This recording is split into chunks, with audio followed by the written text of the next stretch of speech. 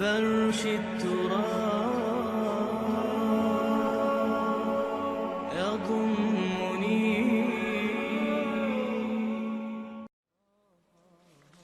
Number 3 جو ہدف ہے بہت بڑا بہت بڑا بہت بڑا، جنسی انضباط، سیکس ڈسپلن، زنا کی روک تھام. لا تقربوا الزنا انہ کان فاحشۃ وساء سبیلا. زنا کے قریب تک نہ پھٹکو. یہ نہیں کہا کہ لا تزنوا، نہیں، قریب تک نہ پھٹکو. جیسے کہ یہ فیصل آباد کا ہمارا گول چکر ہے اور 8 بازار آ رہے ہیں. اب کوئی سرکاری پروگرام یہ ہے کہ اس گول چکر تک، چوک تک کوئی بھی جلوس نہ پہنچے، تو 8 بازاروں کو بند کرو گے نا. لہذا دور دور تک اللہ تعالیٰ نے وہ حدیں لگا دی ہیں کہ زنا کی ترغیب نہ ہو، زنا کے راستے جو ہے وہ مسدود ہو جائیں. اور زنا کے بارے میں اب دیکھیے، یہ اس دور کی انٹلیکچوئل خیانت، ڈس آنیسٹی کا سب سے بڑا معاملہ ہے. جدید نفسیات کا بابا آدم مانا جاتا ہے فرائڈ، اور فرائڈ کے نزدیک انسان کے محرکات عمل میں سب سے زیادہ طاقتور، سب سے زیادہ پوٹنٹ سیکس ہے.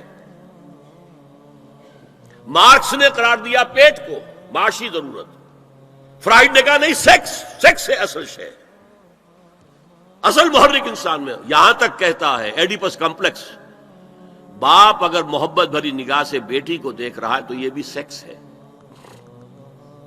اور ماں اگر بیٹے سے محبت کر رہی ہے تو یہ بھی سیکس ہے. انا للہ و انا الیہ راجعون. ان کمبختوں کا اصل یہ معاملہ ہے کہ ایک شے پر نگاہ جم گئی تو سب کچھ اسی کے گرد گھما دیا. مطلب بات غلط نہیں ہے. Sexual motive one of the most important motives, no doubt about it. اگر یہ نہ ہو، اگر عورت میں مرد کے لیے اٹریکشن نہ ہو، اگر عورت کو مرد کی احتیاج نہ ہو تو تمدن ختم ہو جائے. کون شادی کا کھکیڑ مول لے گا؟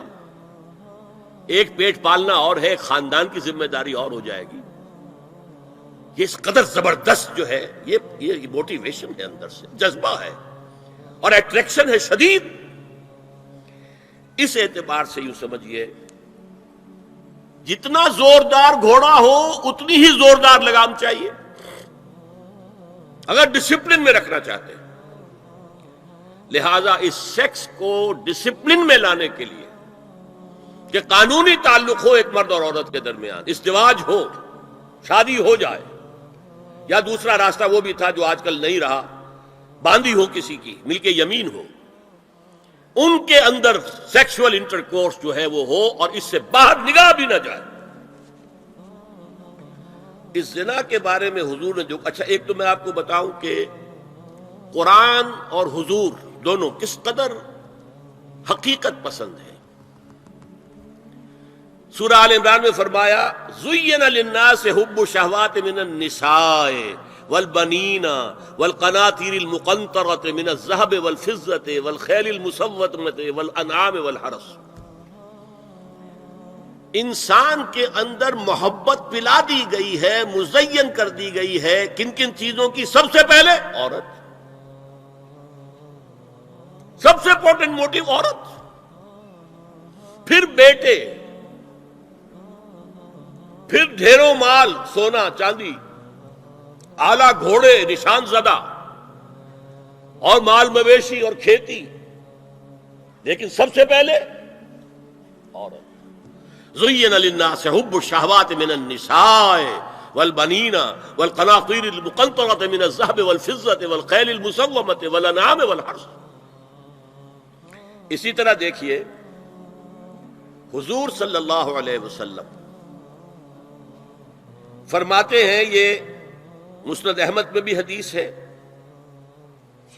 اور حاکم اور بیہقی نے بھی، عن انس ابن مالک رضی اللہ تعالی عنہ قال قال رسول اللہ صلی اللہ علیہ وسلم حبب الی النساء والطیب وجعلت قرۃ عینی فی الصلاۃ. اس تمہاری دنیا میں سے مجھے 3 چیزیں محبوب کر دی گئی. حببا الیہ، نمبر 1 نساء. کوئی جھجک کی ہے آپ نے بیان کرنے میں؟ ہم شاید یہ جملہ کہتے ہوئے جھجکیں گے، اللہ کا رسول نہیں. حقیقت ہے، اس کا اعتراف کرو. بہت مضبوط موٹیو ہے، اس میں کوئی شک نہیں، کوئی شک نہیں، کوئی شک نہیں. حبب الی النساء والطیب، خوشبو، وجعلت قرۃ عینی فی الصلاۃ، اور میرے آنکھوں کی ٹھنڈک نماز میں ہے. اسی طرح خود قرآن میں سورہ احزاب میں جب حضور سے کہا گیا کہ اب بس جتنی شادیاں ہو چکی تھیں آپ نے کر لی ہیں، اب آئندہ نہ کیجیے، وہاں بھی صاف الفاظ آئے ہیں. اللہ کو بھی واللہ لا یستحیی من الحق، اللہ کو حق بات کہنے میں کوئی حیا یا کوئی جھجک نہیں ہے. وَلَوْ أَعْجَبَكَ حُسْنُهُنَّ، اے نبی چاہے عورتوں کا حسن جو ہے وہ آپ کو بھلا لگے، لیکن اب آئندہ شادی نہیں. یہ میں تائید کر رہا ہوں فرائڈ کی. اس گدھے نے جو آگے تک پہنچا دیا ہے معاملہ وہ ہے غلط.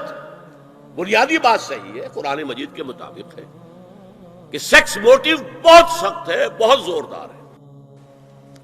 اب زنا جو ہے اس کے لیے حضور نے جو کچھ فرمایا وہ سن لیجئے. عن ابن عباس قال ما رأيت شيئا اشبه باللمم مما قال ابو ہریرہ عن النبی صلی اللہ علیہ وسلم. حضور کی حدیث ہے، ان اللہ كتب على ابن آدم حظه من الزنا ادرک ذلک لا محال. اللہ تعالیٰ نے ہر انسان کا زنا میں ایک حصہ لکھ دیا ہے جو اس کو پہنچ کر رہے گا. فزنا العین النظر، آنکھوں کا زنا ہے نامحرم عورت کو دیکھنا، یہ بھی زنا ہے. اگر زنا کو روکنا ہے تو یہاں پر بھی قدغن لگے گی. ایک جگہ آیا ہے حدیث میں النظر سہم، یہ تیر ہے. یہ نظر جو ہے نگاہوں کے تیر، یہ تو آپ شاعری کے اندر بھی اور گانوں کے اندر بھی نگاہوں کے تیر سنتے ہیں کہ نہیں سنتے؟ النظر سہم، یہ تیر ہے. وزن اللسان النطق یا منطق، زبان کا زنا ہے کسی عورت سے گفتگو کر کے چٹخارے لینا. عورت کی آواز میں بھی ایک لوچ ہے، حسن ہے. اللہ تعالیٰ نے اسے سراپا ایسا بنایا ہے کہ مرد کے لیے اس کی ہر شے کے اندر اٹریکشن ہے، اس کی آواز میں اٹریکشن ہے. والنفس تمنا و تشتہی، اور باقی رہ گیا نفس، وہ تمنا کرتا ہے کہ اب میں اس سے آگے بھی بڑھوں اور زنا بھی کر لوں. والفرج یصدق ذلک کلہ او یکذب، لیکن یہ ہو بھی سکتا ہے نہیں بھی ہوتا، لیکن یہ زنا تو کر چکا نا. کان کا زنا اس نے کر لیا، آنکھ کا زنا اس نے کر لیا، زبان کا زنا اس نے کر لیا. اس کو زنا کی تعریف میں لایا. ایک اور روایت ہے جو مسلم میں ہے، عن ابی ہریرہ کتب علی ابن آدم نصیبہ من الزنا مدرک ذلک لا محالہ فالعینان زناہما النظر والاذنان زناہما الاستماع واللسان زناہما الکلام والید زناہا البطش والرجز زناہا الخطأ والقلب یہوی وتمنا.